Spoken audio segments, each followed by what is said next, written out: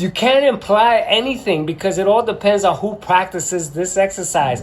24, 25. Your 60s strong performance means 17 for men and 14 for women. This exercise is not any type of measure of anything at all whatsoever. I'm sorry, bro. If you're a man over 50, hitting 15 to 20 push-ups is a strong indicator that your heart is in good shape. If you struggle going up and down the stairs, because I know 40-year-olds who struggle up and down the stairs like 4 flights and they're huffing and puffing. What's happening? My name is Albert. I am 61 years old, and I came across a video by Dr. Livinggood. That's his real name. That's his real name. What's up, Dr. Livinggood? And so Dr. Livinggood, he talks about 5 movements that can reveal your real age. You get to know exactly how old you are according to these movements. And so what I'm going to do is that I am going to school Dr. Livinggood with an area that I totally disagree with. But first I want to say, subscribe to Dr. Livinggood, man. What he recommends is fantastic. All the exercises, he recommends good stuff. So the link is in the description, so you want to check it out for yourself. Now, what I disagree with is that science is necessary for these things and the things that science and the studies said. This comes from a massive 12-year study of more than 4,000 adults. Researchers found that people who scored the lowest were up to 6 times more likely to die early from natural or cardiovascular causes. Okay, what you heard right there was regarding movement number 3, which you're going to see me do later. But I like to repeat. That study comes from a massive 12-year study that involved over 4,000 adults who were asked to sit and rise off the floor unassisted, right? Now, name me one person you know who normally does that movement. Go ahead. Now, Dr. Livinggood, how did you fall for that one? Because that study implies that I can go to a 50-year-old and say, okay, let's see you lower yourself to the floor and then get up unassisted.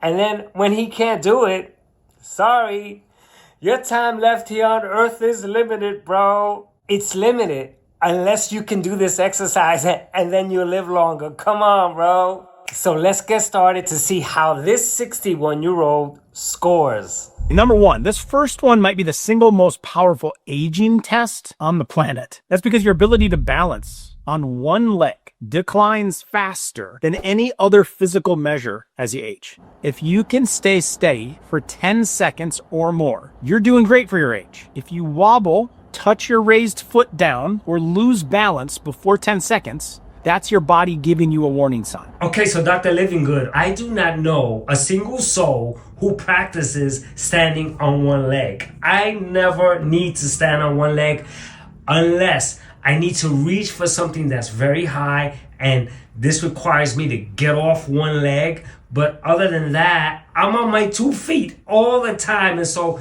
I guarantee that if we did a study right now and we stopped random people of all ages and we asked them to stand on one leg, we'll get such a variety of people, young 30 that can't do it, 40 that can't do it, maybe a 50 that can't do it. And so it's random. There's no real way to say, I'll tell you what's going on here. What the studies are saying, they are implying that at 30, you ought to be doing it. And I'm saying, you can't imply anything because it all depends on who practices this exercise. Now, here I was able to stand on my right leg for 1 minute and 30 seconds with wobbling, which I like to argue. I don't do this exercise much. And so I was battling with my ankle and my foot. The idea to hold still for 10 seconds, I don't know where that comes from, and I don't know how that gauges how long you're going to live, but I have to say that I don't buy it. I don't buy it at all. There's no way to really tell. Okay, number 2, next test. This predicts whether you'll stay independent as you age or start needing help with simple tasks. It's called the 30-second sit to stand test. Here's how to do it. Sit toward the front of a sturdy chair with your feet flat on the ground and shoulder width apart. Cross your arms over your chest. Stand up completely and then sit back down. Repeat it as many times as you can in 30 seconds. So you go as fast as you can for 30 seconds and count how many you do. 22, 23, 24, 25. Your 60s strong performance means 17 for men and 14 for women. 26, 27, 28, 29, 30, 31, 32, 33, 34, 35, 36, 37, 38, 39, 40, 41, 42. All right, so at 30 seconds, I did 25, and at 50 seconds, I did 42. And so now I kept going just to see. Now, here's the deal with this, okay? Now, that chair, my butt is touching it, by the way. But it depends on the chair you're using. If it's a higher chair, I would have did more because the range of motion would have had me do more. If it's a lower chair, then I would have did less. So it's kind of a cool exercise, but I wouldn't gauge it by giving it a number. Like if you do a certain amount, that's the problem. Because generally, the idea is to get out of a seat at random.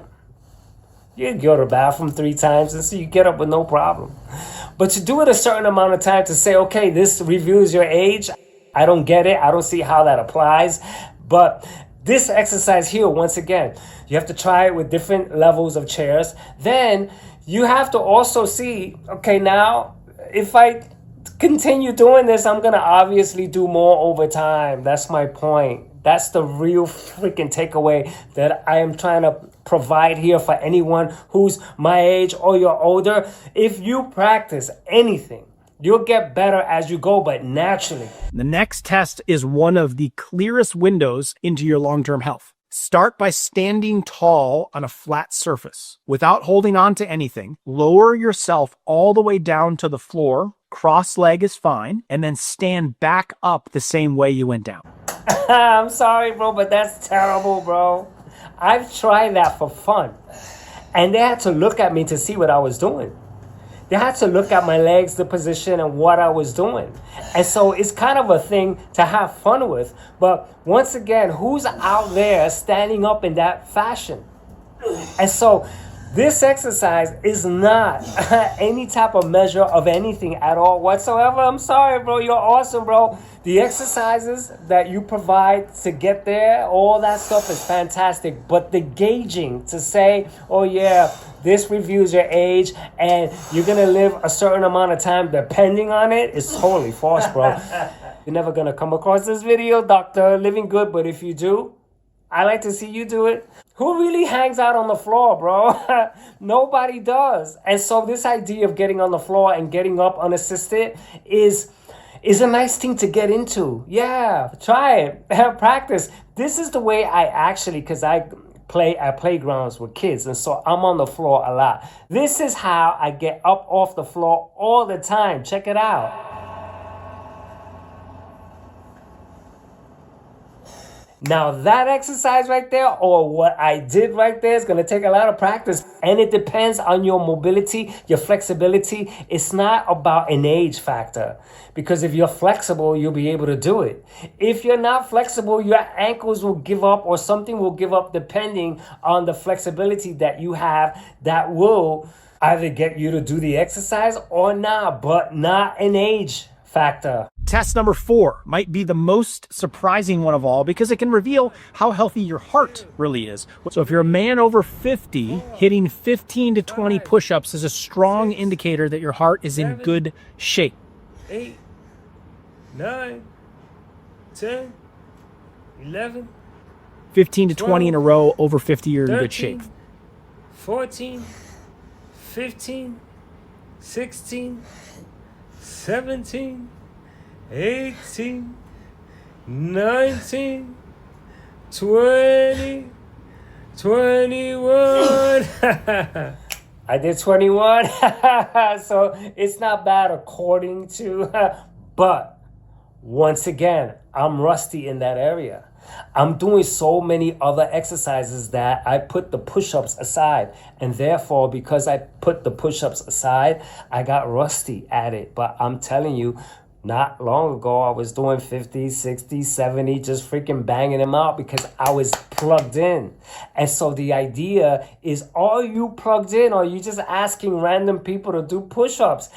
Obviously, if the person's not doing push-ups, they're not going to be able to do as many because they're out of practice. Another factor is, I am 4 pounds heavier. 2 kg heavy, that's almost 5 pounds. And so I'm lifting 5 pounds more. And so that makes a difference. And so if you approach someone who likes to, and they have to push more. And so they're not going to be able to do as many as opposed if they were slimmer and in shape, which means that they're practicing and they're in it. So this is kind of cool. I can feel there's a correlation between doing push-ups and heart health, especially the sitting on the chair, respiratory is involved, all that stuff. So it does click. But if you're 40, you should do this much. Hey, if you're 50, you should do this much. And if you're 60, this much is ouch, bro.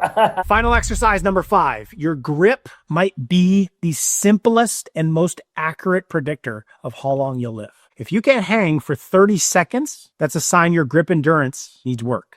So if you struggle with any of these, holding on to heavy objects, hanging for 30 seconds. Okay, Dr. Livinggood, if I could sum this up, anybody at any age who struggles with any of these 5 exercises, or to practice their way into being able to doing them effectively to a certain degree, to the degree that I don't know because I'm not you. And so, example, if someone shops a lot and you're carrying bags or boxes, you should be able to carry those bags and boxes. If you can't, go to Dr. Livinggood's videos and work your way up to being able to carry whatever you need to carry. If you struggle going up and down the stairs, because I know 40-year-olds who struggle up and down the stairs like 4 flights and they're huffing and puffing, and then I know 70-year-olds that go up and down the stairs with no problem. I'm a 61-year-old that goes up and down the stairs with absolutely no problem. So as you can see, I'm in shape and I can get in better shape. It's up to me to get in better shape. And so that's what I'm trying to convey here. So here's my takeaway. Unless you practice these exercises, then you're going to score poorly. Because you're out of practice. You need to practice. You need to do these exercises in order to be good at them. In order to be good at them. In order to be good at them. In order to be good at them. In order to be good at them. In order to be good at them. In order to be good at them. In order to be good at them.